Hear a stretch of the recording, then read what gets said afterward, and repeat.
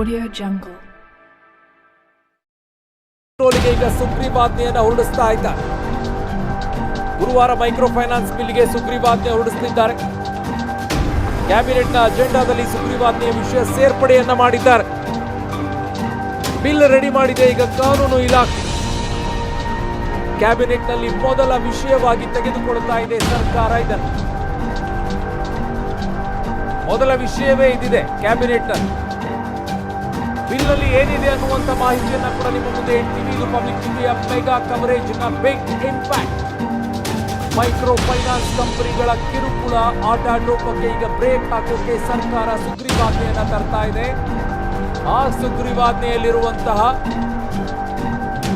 ಮುಖ್ಯವಾಗಿರುವಂತಹ ಅಂಶಗಳು ಏನು ಅನ್ನುವಂಥದ್ದನ್ನ ನೋಡೋಣ. ಬಿಲ್ನಲ್ಲಿ ಏನ್ ತರ್ತಾ ಇದ್ದಾರೆ? ಈಗಾಗಲೇ ಬಿಲ್ ರೆಡಿ ಮಾಡಿದೆ ಕಾನೂನು ಇಲಾಖೆ. ಅದರಲ್ಲಿರುವಂತಹ ಕೆಲವೊಂದಿಷ್ಟು ಮಾಹಿತಿಗಳು ಲಭ್ಯವಾಗಿವೆ. ಬಿಲ್ನಲ್ಲಿ ಏನಿದೆ ಅನ್ನುವಂಥದ್ದು ಬಹಳ ಮುಖ್ಯವಾಗುತ್ತೆ.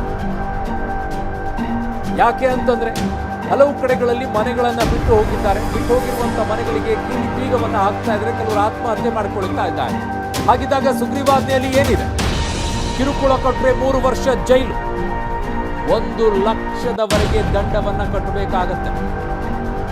ಫೈನಾನ್ಸ್ ಕಂಪನಿ ಕಡ್ಡಾಯವಾಗಿ ನೋಂದಣಿಯಾಗಿರಬೇಕು. ಆಗದೇ ಇದ್ರೆ ಬಹಳ ಮುಖ್ಯವಾಗಿ ಫೈನಾನ್ಸ್ ಕಂಪನಿ ಕಡ್ಡಾಯವಾಗಿ ನೋಂದಣಿಯಾಗಿರಬೇಕು.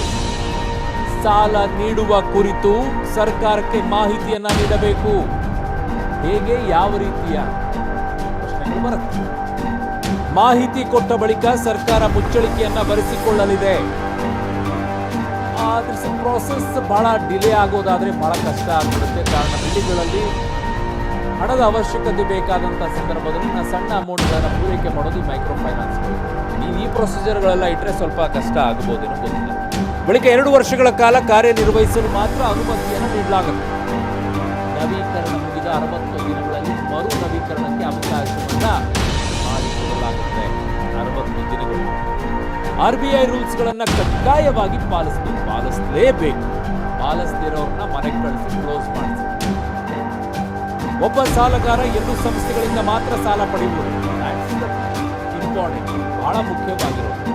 ಕೆಲವರು 4 ಕಡೆ, ಕೆಲವರು 6 ಕಡೆ, ಕೆಲವರು 10 ಕಡೆ ದೊಡ್ಡ ಕಣ್ಣಲ್ಲೆಲ್ಲ ಸಾಲ ಪಡ್ಕೊಳ್ತಾರೆ. ಸಾಲ ಕಟ್ಟಕ್ಕಾಗುತ್ತೋ ಸಾಲ ಇಸ್ಕೊಳ್ತಾರೆ. ಒಬ್ಬ ಸಾಲಗಾರನಿಗೆ ಒಟ್ಟು ಸಾಲದ ಮೊತ್ತ 2 ಲಕ್ಷ ಮೀರುವಂತಿಲ್ಲ ಅಂತ ಹೇಳ್ತಾ ಇದ್ದಾರೆ. ಈ ಮಿತಿಯನ್ನ ಕೆಲವು ಕಡೆಗಳಲ್ಲಿ ಕಷ್ಟ ಆಗಬಹುದು. ಕಾರಣ ಮನೆ ಕಟ್ಟಕ್ಕೆ ಅಂತ ಹೇಳಿದ್ರು ತೆಗೆದುಕೊಳ್ಳುತ್ತೆ 4 ಲಕ್ಷ 5 ಲಕ್ಷ ಈ ತರ ತಗೊಳ್ಳುತ್ತೆ. ಬಟ್ ತೆಗೆದುಕೊಳ್ಳುವಂತ ಅಮೌಂಟಿಗೆ ಕಟ್ಟೋಕೆ ಅವರಿಗೆ ಸರಿಯಾಗಿದೆ ಕಟ್ಟಬಹುದು. ನೀವು 2 ಲಕ್ಷ ಮೀರುವಂತಿಲ್ಲ ಅಂತಂದಾಗ ಬಹಳ ಕಷ್ಟ ಆಗ್ಬೋದು ಕೆಲವು ಕಡೆಗಳಲ್ಲಿ ಫೈನಾನ್ಸ್ ಕಂಪನಿಗಳು. ಬಟ್ ನೀವು ಹೇಳ್ತಾ ಇರುವಂಥದ್ದು ತೆಗೆದುಕೊಂಡದಕ್ಕೆ ಎಷ್ಟು ಬಡ್ಡಿಯನ್ನ ತಗೊಳ್ತಾ ಇದ್ದೀರಾ? ಕೆಲವು ಇಲ್ಲಿ ಸಮಸ್ಯೆ ಆಗ್ತಾ ಇರೋದು ಏನು ಅಂತಂದ್ರೆ ಸಾಲ ಪಡೆದು ಕಟ್ತಾ ಇರ್ತಾರೆ. ನಡುವೇನೋ ಅವ್ರ ಮನೆಯಲ್ಲಿ ಸಮಸ್ಯೆ ಆಗುತ್ತೆ, 1-2 ತಿಂಗಳು ಕಟ್ಟಕ್ಕಾಗೋದಿಲ್ಲ. ಅಂತಹ ಸಂದರ್ಭದಲ್ಲಿ ಏನು ಮಾಡಬೇಕು ಅದನ್ನು ಕೂಡ ಅದರೊಳಗೆ ಸೇರಿಸಿ.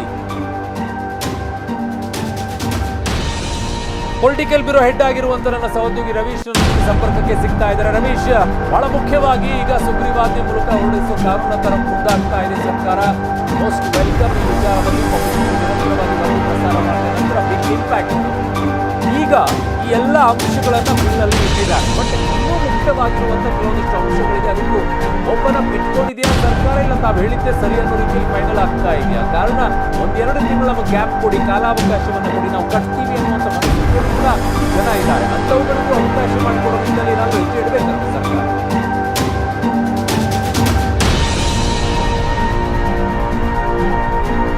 ಪ್ರಮುಖವಾಗಿರ್ತಕ್ಕಂಥದ್ದು ಈಗಾಗಲೇ ಆಂಧ್ರ ಪ್ರದೇಶದಲ್ಲಿ ಏನು ಕಾನೂನು ಇತ್ತು ಅದನ್ನು ಯಥಾವತ್ತಾಗಿ ಜಾರಿಗೊಳಿಸಿದ್ರು ಕೂಡ ಆ ಕಾನೂನು, ಆ ಮಾಡೆಲನ್ನು ಕಾಪಿ ಮಾಡಿಕೊಂಡು ರಾಜ್ಯ ಸರ್ಕಾರ ಇನ್ನಷ್ಟು ಬಲಯುತವಾಗಿ ಕಾನೂನನ್ನು ಜಾರಿಗೊಳಿಸಲು ಹೊರಟಿರ್ತಕ್ಕಂಥದ್ದು. ಅಂದರೆ micro finance institution of regulation of lending, money lending bill ಏನಿದೆ ಇದನ್ನು ಕರಡು ಸಿದ್ಧವಾಗಿದೆ. ಈ ಬಿಲ್ನಲ್ಲಿ ಏನೆಲ್ಲ ಅಂಶಗಳಿರಬೇಕು ಅದನ್ನು ಅಡಕಗೊಳಿಸಿದ್ದಾರೆ. ಹಾಗಾಗಿ ಆ ಬಿಲ್ಲನ್ನು ಕ್ಯಾಬಿನೆಟ್ನಲ್ಲಿ ಗುರುವಾರ ನಡೆಯುವಂಥ ಕ್ಯಾಬಿನೆಟ್ನಲ್ಲಿ ತರ್ತಾರೆ. ಪ್ರಧಾನ ವಿಷಯವಾಗಿ ಮೈಕ್ರೋ ಫೈನಾನ್ಸ್ ಬಿಲ್ಲೇ ಪ್ರಧಾನವಾಗಿರ್ತಕ್ಕಂಥದ್ದು. ಈ ಹಿನ್ನೆಲೆಯಲ್ಲಿ ಈಗ ಅಡಕವಾಗಿರ್ತಕ್ಕಂಥ ವಿಚಾರಗಳೇನಿದೆ ಅದು ಸ್ವಲ್ಪ ಮಟ್ಟಿನ ಬದಲಾವಣೆ ಆಗುವಂಥ ಚಾನ್ಸಸ್ ಕೂಡ ಜಾಸ್ತಿ. ಯಾಕೆಂದರೆ ಸಚಿವ ಸಂಪುಟ ಸಭೆಯಲ್ಲಿ ಸುಗ್ರೀವಾಜ್ಞೆಯನ್ನು ಹೊರಡಿಸಬೇಕಾದ್ರೆ ಬಿಲ್ನ ಸಾಧಕ ಬಾಧಕಗಳನ್ನು ಚರ್ಚೆ ಮಾಡ್ತಾರೆ.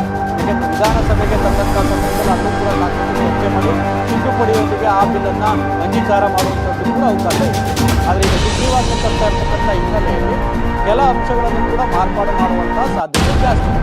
ಪ್ರಮುಖವಾಗಿ ಮೈಕ್ರೋ ಫೈನಾನ್ಸ್ ಸಂಸ್ಥೆಗಳಿರ್ತಕ್ಕಂಥದ್ದೇ ಎಲ್ಲೋ ಒಂದು ಕಡೆ ಸಣ್ಣ ಸಾಲಗಾರರಿಗೆ ಒಂದು ಹುಡುಕಿ ಅವರಿಗೆ ಸಾಲ ಕೊಡುವಂಥದ್ದು.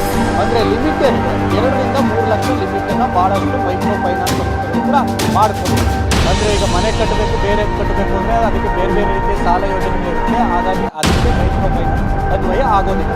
ಯಾಕೆಂದರೆ ಮೊನ್ನೆ ಸಿದ್ದರಾಮಯ್ಯ ಅವರು ಒಂದು ಮಾತನ್ನು ಹೇಳಿದರು, ಅಂದರೆ ಒಂದು ಕುಟುಂಬಕ್ಕೆ 3 ಸಾಲ ಮಾತ್ರ ಕೊಡಬೇಕು ಅಂತ ನಿಯಮಾವಳಿಗಳಿಗೆ RBI ಗೈಡ್ಲೈನ್ಸ್ ಪ್ರಕಾರ.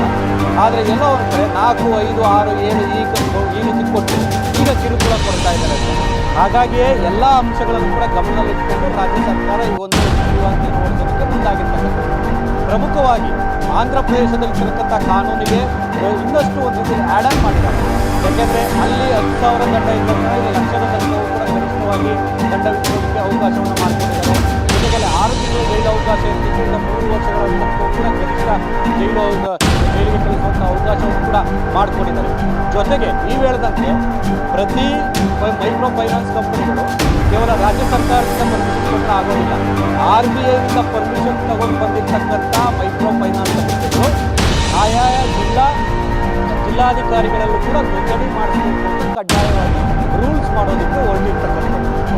ಅದ್ರ ಜೊತೆಗೆ ಆ ಒಂದು ಸಾಲವನ್ನು ನಾವು ಈ ವರ್ಷದಲ್ಲಿ ನಾವು ಇಷ್ಟು ಪ್ರಮಾಣದಲ್ಲಿ ಸಾಲ ಕೊಡ್ತೀವಿ, 50 ಲಕ್ಷ ಸಾಲ ಕೊಡುವಂಥ ಗುರಿಯನ್ನು ಹೊಂದಿದ್ದೇವೆ ಅನ್ನೋ ಮಾಹಿತಿಯನ್ನು ಕೂಡ ಸರ್ಕಾರಕ್ಕೆ ತಿಳಿಸುವ ಸಂದರ್ಭದಲ್ಲಿ ನಾವು ಯಾವುದೇ ರೀತಿಯ ಕಿರುಕುಳ ಕೊಡೋದಿಲ್ಲ ಅನ್ನೋ ಮುಚ್ಚಳಿಕೆಯನ್ನು ಕೂಡ ಬರೆದು ಕೊಡುವಂಥದ್ದು, ಮತ್ತು ಬಡ್ಡಿ ದರವನ್ನು ಕೂಡ ಸಾರ್ವಜನಿಕಗೊಳಿಸುವಂಥದ್ದು, ಈ ಎಲ್ಲವನ್ನೂ ಕೂಡ ಅಡಕಗೊಳಿಸಿದ್ದಾರೆ.